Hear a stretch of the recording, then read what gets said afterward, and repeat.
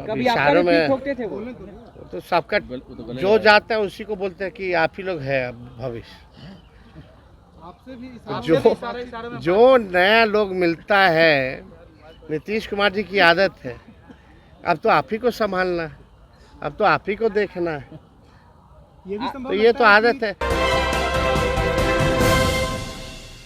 नमस्कार, स्वागत है आपका सिटी पोस्ट लाइव में और मैं हूं आपके साथ अनुराधा सिन्हा। आज बिहार विधानसभा में बजट पेश हुआ। उस समय नीतीश कुमार तेजस्वी यादव को इशारा करते हुए दिखे और बदले में तेजस्वी यादव ने भी नीतीश कुमार को इशारा किया। अब ये इशारों में क्या बात हुई, तेजस्वी यादव से जब पूछा गया तो वो बता रहे हैं। पहले आप ये वीडियो देखें। इसके बजट में फ्री बीस का ऐलान नहीं, तो आपको लगता है कि चुनाव नजदीक आएगा तब बीजेपी इस तरीके का ऐलान करेगी? भैया हम लोग लगे हुए हैं, हमने शुरू में भी आप प्रेस कॉन्फ्रेंस में कहा और हमने कल मांग भी की थी कि अगर माई बहन मान योजना का कॉपी भी करना तो कर लीजिए। हमने डेटा भी दिया था, नेशनल हेल्थ का जो सर्वे जो हुआ था उसमें बिहार जो है महिलाओं को खून की कमियां हैं, 65% महिला, बहुत बड़ा है। बच्चे जो पैदा होते हैं बौनेपन का शिकार हो जाते हैं, जो भविष्य है। महंगाई है, गरीबी है, इनको आर्थिक न्याय मिलना चाहिए। तो सरकार कितना भी कोशिश कर रहे हैं, हम लोगों को जो भी करना पड़े इन महिलाओं को आर्थिक न्याय दिलाने की, ये हम लोग हमेशा मजबूती ढंग से हम लोग जो है इस बात को मनवाएंगे। और ये लोग नहीं करेंगे तो आने वाला जो हम लोगों का सरकार होने जा रहा है, पहले महीने से ही माई बहन मान योजना, इस योजना की शुरुआत करेंगे और माताएं बहनों को 2500 रुपया हम लोग देंगे।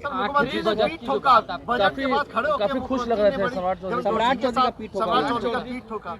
भाषण खोखला था तो पीठ ठोक करके नजर उधर करना था। आपसे भी बातचीत नीतीश कुमार के इशारों में हो रही थी। कभी इशारों में ठोकते थे वो? तो सबका जो जाता है उसी को बोलते हैं कि आप ही लोग हैं अब भविष्य। आपसे भी जो नया लोग मिलता है, नीतीश कुमार जी की आदत है, अब तो आप ही को संभालना है, अब तो आप ही को देखना है, तो ये तो आदत है। अरे पीठ ठोके ना ठोके, इससे क्या फर्क पड़ने वाला है? आपको भूले नहीं है, आपसे भी इशारों में बातचीत हुई है।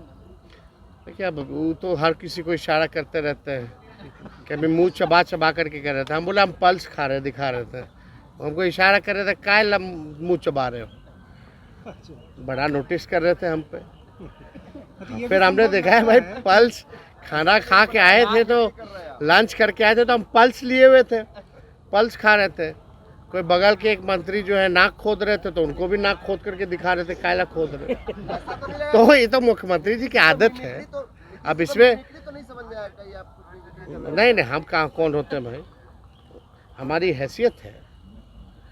और ऐसा नीतीश जी जैसा कोई मिमिक्री कर सकता है क्या?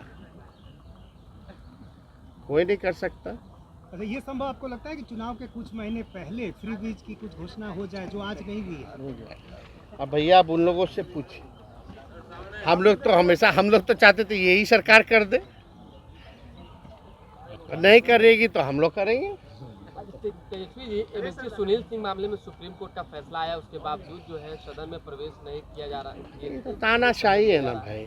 अब नियम कायदा, नियमावली, संविधान, ये एनडीए के लोगों को कोई मतलब है इससे? सुप्रीम कोर्ट का ऑर्डर कोई मतलब थोड़ी रह गया है। इसी को ना असल में गुंडा राज और तानाशाही कहते हैं। तो सर, जब तेजस्वी यादव से पूछा गया कि नीतीश कुमार ने आपसे इशारों में क्या बात की, तो तेजस्वी यादव ने इस पे जवाब दिया कि नीतीश जब भी मिलते हैं तो यही कहते हैं कि आगे अब बिहार को तुम्ही को संभालना है। तो क्या नीतीश कुमार तेजस्वी यादव को आशीर्वाद दे रहे हैं? देखिए, आशीर्वाद दे रहे हैं ये मैं क्यों कहूँगा, और सवाल उठता है कि क्यों नीतीश कुमार तेजस्वी यादव को आशीर्वाद देंगे। अब चर्चा हो रही है कि निशांत कुमार राजनीति में आ रहे हैं, तो नीतीश कुमार को आशीर्वाद देना होगा सीएम बनने का, तो वे तो निशांत कुमार को आशीर्वाद देंगे। सवाल ये उठता है कि आज जो इशारों में दोनों के बीच जो बात हुई, यह बातचीत का इस बातचीत के मायने क्या निकलते हैं? इस बातचीत के मायने यह है कि अब भी दोनों के बीच की ट्यूनिंग अच्छी है, अब भी दोनों के बीच बातचीत के दरवाजे बंद नहीं हुए हैं। नीतीश कुमार, देखिए तेजस्वी यादव क्या कर रहे हैं।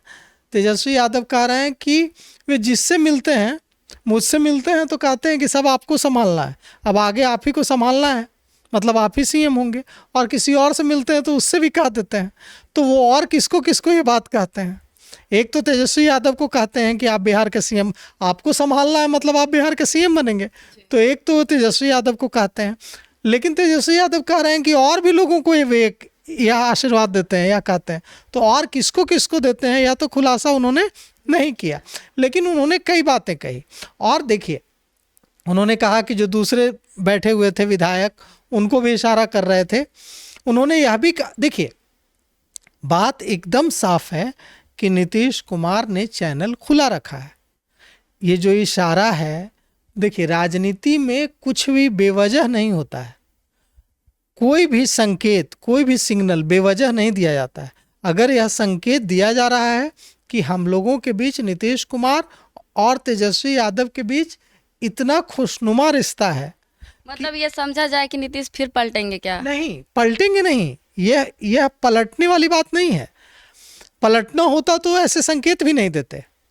नहीं पलटेंगे। जहां जितना सिग्नल अभी तक मिल रहा है उसके मुताबिक अब जो है नीतीश कुमार भारतीय जनता पार्टी के साथ ही चुनाव मैदान में उतरेंगे। लेकिन ऐसे संकेत देकर भारतीय जनता पार्टी को दबाव में रखते हैं नीतीश कुमार।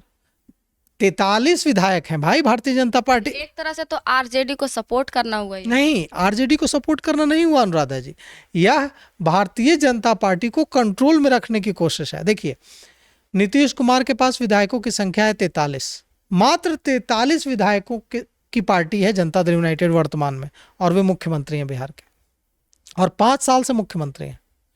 तो इसीलिए वे मुख्यमंत्री हैं क्योंकि जब वे राष्ट्रीय जनता दल के साथ होते हैं महागठबंधन में, तो राष्ट्रीय जनता दल को भय लगा रहता है कि कहीं वे भारतीय जनता पार्टी के साथ न चले जाएं।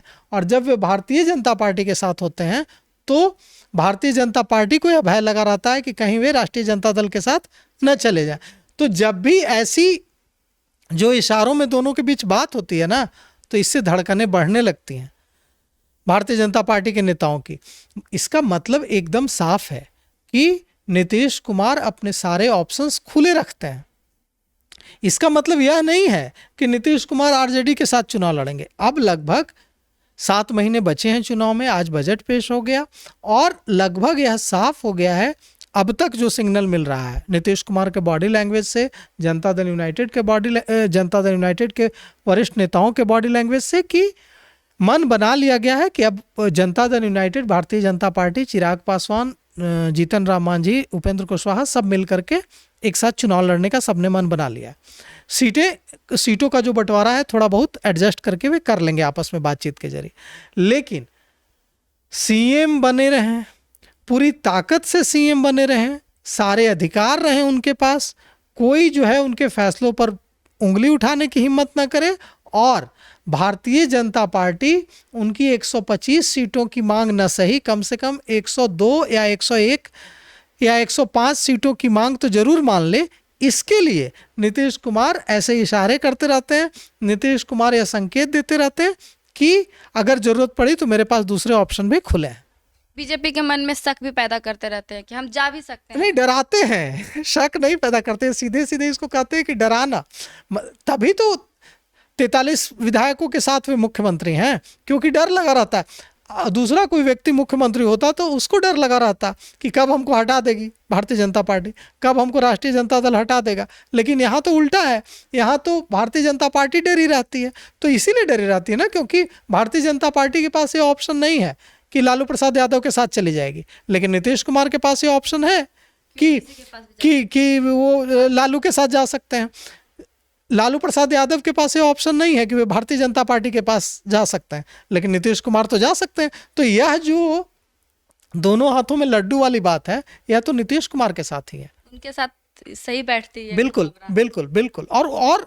और सबसे बड़ी बात यह है कि देखिए बैलेंसिंग फैक्टर है ना। क्या भारतीय जनता पार्टी बिना नीतीश कुमार के यह साहस कर सकती है अकेले चुनाव में उतरने का? नहीं। एक बार करके देखा था, कोशिश की थी, देखिए सफल नहीं हो पाई। भारतीय जनता पार्टी की जरूरत आज भी बिहार में नीतीश कुमार है। यह बात भारतीय जनता पार्टी अच्छी तरीके से समझती है, लेकिन नीतीश कुमार यह मैसेज नहीं देना चाहते हैं कि अब मेरे पास कोई ऑप्शन नहीं है। मतलब अगर आप मान सम्मान नहीं देंगे, अगर आप पर्याप्त सीटें नहीं देंगे, तो देखिए ऑप्शन तो मेरे पास हो।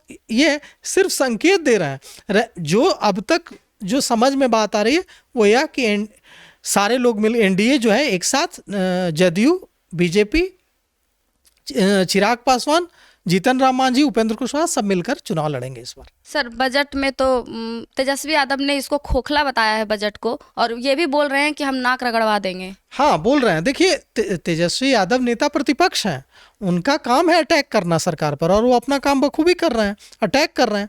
लेकिन उन्होंने आज कई सारे सवाल उठाए हैं।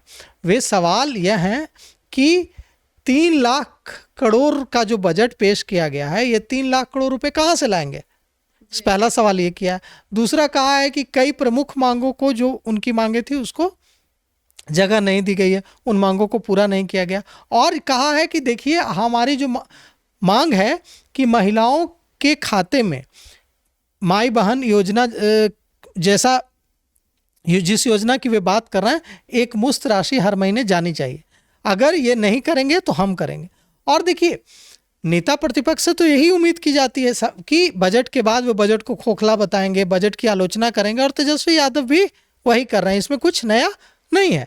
लेकिन तेजस्वी यादव ने जो हमला किया है उसमें सबसे बड़ा हमला यह है कि ये 3 लाख करोड़ लाएंगे कहाँ से।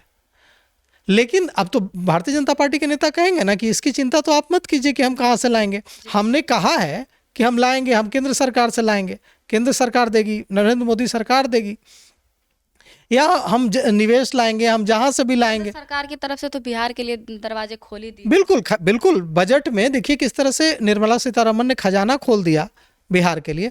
तो उनका यह जो सवाल है कि 3 लाख करोड़ बिहार सरकार कहां से लाएगी, तो इसका जवाब देंगे भारतीय जनता पार्टी के नेता। लेकिन उन्होंने जो कहा है कि यह जो बजट है यह खोखला बजट है, यह बजट सिर्फ चुनावी फायदे के लिए लाया गया है, और ये जो घोषणाएं की गई हैं, इन घोषणाओं को ये घोषणाएं सिर्फ इसलिए की गई हैं ताकि चुनाव में उसका फायदा मिल सके।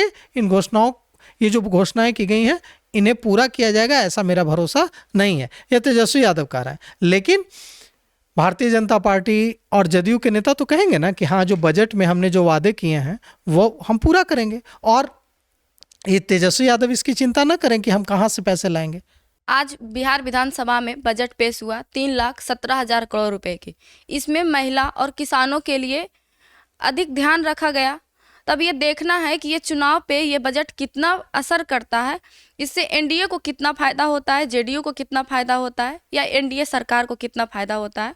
तो फिलहाल इस खबर में इतना ही। आगे की तमाम खबरों के लिए बने रहें सिटी पोस्ट लाइव के साथ। धन्यवाद।